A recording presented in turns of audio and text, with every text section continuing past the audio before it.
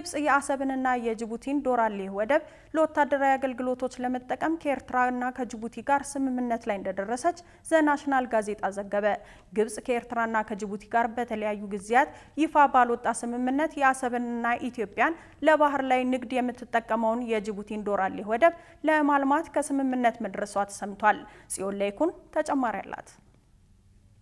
የኤምሬቶቹ ዘናሽናል ጋዜጣ የካይሮ ምንጮችን ዋቢ አድርጎ ባስነበበው ዘገባ ግብጽ ከኤርትራና ከጅቡቲ ጋር የአሰብና የዶራሌ ወደብን አቅም ማሳደግ የሚሉና እምብዛም ይፋ ያልወጡ ስምምነቶችን ከኤርትራና ከጅቡቲ ጋር መፈረሟን አስታውቋል። ዘገባው ስለ ስምምነቶቹ ቀጥተኛ መረጃ አላቸው ያላቸው ምንጮቹ ግብጽ ከኤርትራ ጋር ያደረገችው ድብቅ የውል ስምምነት የተፈጸመው ፕሬዝዳንት ኢሳያስ አፈወርቂ በጥቅምት ወር መጨረሻ ካይሮን በጎበኙበት ወቅት መሆኑንና ሌላኛው ስምምነት ደግሞ በከፍተኛ የግብጽና የጅቡቲ ባለስልጣናት መካከል በድርድር የተጠናቀቀ መሆኑን መናገራቸውን ዘግቧል። የግብጽና የጅቡቲ ወደብ የማልማት ስምምነት ኢትዮጵያ በስፋት ለወጪ ገቢ ንግድ የምትጠቀመውን የዶራሌህ ወደብን የተመለከተ ሲሆን የዶራሌህ ባለብዙ አገልግሎት ወደብ የኮንቴነርና ተርሚናል ለኢትዮጵያ እጅግ አስፈላጊ የሆኑትን እንደ ማዳበሪያ፣ ስንዴ፣ ነዳጅና የኢንዱስትሪ ግብዓቶችን በስፋት የሚያስተናግድ ዘመናዊ ወደብ ነው። በተመሳሳይ ኢትዮጵያ የአሰብን የይገባኛል ጥያቄ በተደጋጋሚ በይፋ ማንሳቷና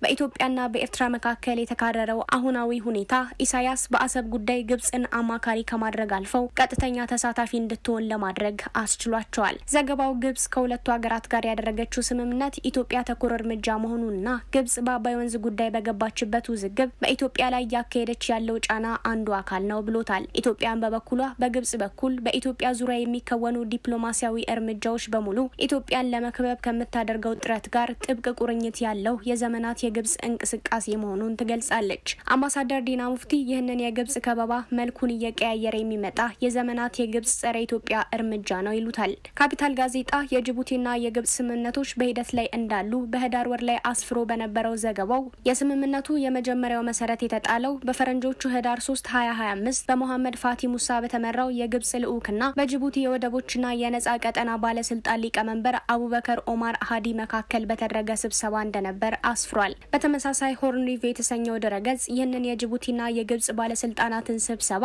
ግብጽ በቀይ ባህርና በአፍሪካ ቀንድ አካባቢ የምትከተለውን ጂኦፖለቲካዊ ስትራቴጂ በቆራጥነት እያሰፋች መሆኗን የሚያሳይ ምልክት ነው ብሎት ነበር። ከቅርብ ሳምንታት በፊት የጅቡቲ ወደቦችና ነጻ ዞኖች ባለስልጣን በኢትዮጵያ መንግስት ፈቃድ የተሰጣቸው የግል መልቲሞዳል ትራንስፖርት ኦፕሬተሮች በጅቡቲ ግዛት ውስጥ እንዳይንቀሳቀሱና የጭነት ሰነድ እንዳይቆርጡ እገዳ መጣሉ የሚታወስ ነው። ይህ እንቅስቃሴ ከግብጽ አዲሱ ስትራቴጂ ጋር ተያያዥነት ያለው እንደሆነ እየተሰማ ነው። ኢትዮጵያ በበኩሏ ከኤርትራ መገንጠል በኋላ ብቸኛ የገቢ ወጪ ንግድ ማሳለጫዋ ከሆነችው ጅቡቲ ባሻገር የባህር ላይ ንግዷን በበርበራ በኩል እንድታከናውን የሚያስችሉ ተግባራትን እያከናወነች እንደምትገኝ ይነገራል። የግብጽ አሰብና ዶራሌህን የመቆጣጠር እቅድ ወደቦቹን ከማልማትና ለኢኮኖሚያዊ ጉዳይ ብቻ ከመጠቀም ያለፈ እንደሆነም እየተሰማ ነው። ዘናሽናል ባሰፈረው ጽሁፍም ቀድሞውንም ከኤርትራና ከጅቡቲ ጋር ጠንካራ ፖለቲካዊና ወታደራዊ ትስስር ያላት ግብጽ አጥፊ መርከቦችን፣ ሰርጓጅ መርከቦችን እንዲሁም የጦር ሰራዊትና ሄሊኮፕተር ተሸካሚ መርከቦችን ጨምሮ